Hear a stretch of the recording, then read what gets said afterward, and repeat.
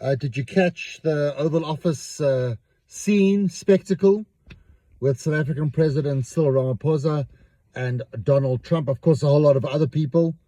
You know, as I discussed in my previous episode, a lot of people were there. Ronald Lamola, he's the International Relations Minister. The golfers, Gerson and Els were there. Johan Rupert, I think I called him Anton Rupert yesterday. It's Johan Rupert. And somebody from South Africa, representing South African Labour. JD Vance, Vice President. Elon Musk was there. They all kept stum, thank God. I think overall, kind of childish, but frustrating. I think Ramaphosa. Well, first of all, before I even start, you can't argue bad camera angle, terrible camera angle. Could that cameraman not? What was he like? Was the camera person, the camera operator, like cemented in that position? Must have been. Maybe it's a Secret Service directive or a White House directive. Just one angle. Johan Rupert, we could hardly see him. Could you not have a roaming? Obviously, it's not allowed. Yeah, so that big disappointment. And then, what intrigued me was the South African journalists that were there. So, Radio 702 and ENCA, the TV network, and Newsroom Africa had a reporter there. 702 also had one of their talk show hosts, Clement Manyatela. He's got a show, a 9 a.m. to midday show. He was there as well. He actually performed his radio show from Washington. I'm not sure whether it was in the White House or where it was. Goodness, I don't know whether the on-air content would have been any different if you did it from Johannesburg. I don't know. I didn't listen to the show. But unless you got Donald Trump in the studio or somebody senior, maybe JD Vance in the studio, maybe he did. I don't see how it would have been worth the trip. And then Clement Manyatela, he just got one question in. Everybody, Annika Larson from ENCA, she got one question in. Not terrible questions. I can't remember the exact details. The Newsroom Africa reporter got a question in. They schlep all the way to America for that. Look, I've been in that kind of situation. I've been in a press conference kind of situation. You get in your car and you schlep to Monte Casino or God knows where. You go for a 10-kilometer drive and you're there. I mean, I once attended something I couldn't get a word. I don't know why I was there. Didn't get a word in. You get into a plane, you schlep all the way.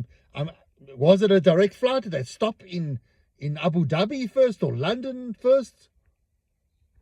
Just to me, look, it's great marketing. It's great marketing for the various news agencies, radio stations. Can't fault them on that. Good marketing. Looks impressive. But in terms of return of investment, not so sure. But anyway, where am I going with this? I don't know. Overall, I think very frustrating. President Ramaphosa couldn't get a word in. And President Ramaphosa, I don't know whether he's on Xanax, whether he's on a good medication, I'm suspecting that's just his personality. He's a really cool, calm, and collected kind of guy. Very mature. He's a real statesman, a real diplomat. He's presidential. I think he thought to himself, hey, there was certainly, I can't dignify that with an answer type of situation. You're going to get what? It's going to get into a shouting match?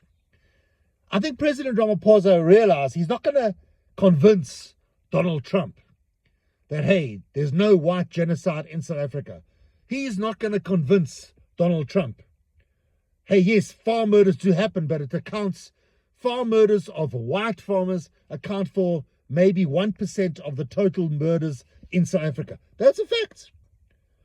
Ramaphosa is not going to convince Trump of that. But then again, there's no ways that, say he convinces Trump. Trump's not going to say, hey, light bulb moment. And in front of millions, tens and hundreds of millions of an international audience in the White House, Trump's not going to turn around and say, hey, you're right. He's not going to do that. So maybe the real talks, the more mature talks, the more constructive talks will happen still. Because, as you probably know, that spectacle in the Oval Office, they had just met. They hadn't had their talks beforehand. With the Zelensky spectacle a couple of weeks ago, or a couple of months ago, Zelensky and Trump had their meeting before. So I'm hoping they'll sit down. Trump will not have the cameras in front of him. So maybe he'll sit back and listen and not try and take over and just talk and talk. Oh my God. I've been in meetings. I once had a radio manager. You sat there and he would not let you get a word in. And the one time I interrupted him, he exploded. Very upset. But Brew, you're not letting me talk. Yeah, so I think President Ramaphosa realized, I'm not going to prove anything. I'm not going to get anything. This is a media spectacle. Trump loves it. This is what Trump wants to do. The ego. He essentially, as I said before, he is a child. Look at me, daddy. Oh, the father's dead. Look at me. Look at me. I'm on TV. That's the whole. That is the Trump. That is the Trump presidency. Me. Look at me. Look at me. I want attention. I want attention. And so, yes, it could have gone better. John Steenhuisen, Minister of Agriculture, leader of the Democratic Alliance, he could have been but he spoke well, but he could have, I just wish he got straight to it there. Listen, President Trump, there is no white genocide in South Africa. Farm murders do happen, it's terrible, but they are not specifically targeted because they're white. It accounts for one. Yeah, couldn't he just said that? And then Trump actually wanted Ernie Els, famous golfer, and then he turned to Rutte Gerson afterwards as well. Do you want to say something? He actually, they're golfers at the end of the day. They're golfers. When was the last time a sportsman, a world famous sportsman, had like something really brilliant and important to say about world politics or world affairs or social ills?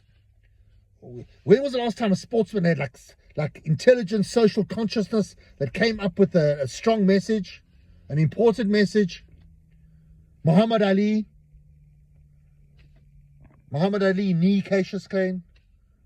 Well, let's call him Muhammad Ali. Of course he was Muhammad Ali. Don't know what else. I was just trying to show you that I knew what he's for. Anyway, let's not go there. Well, what other? I mean, yes, there's some artists. Bruce Springsteen, he ripped into Trump the other day. So overall, Ramaphosa, yes, it was frustrating that he couldn't get a word in, and maybe I think Ramaphosa could have been more assertive, but I think Ramaphosa, it's probably not in his nature. And look, he's not a warlord.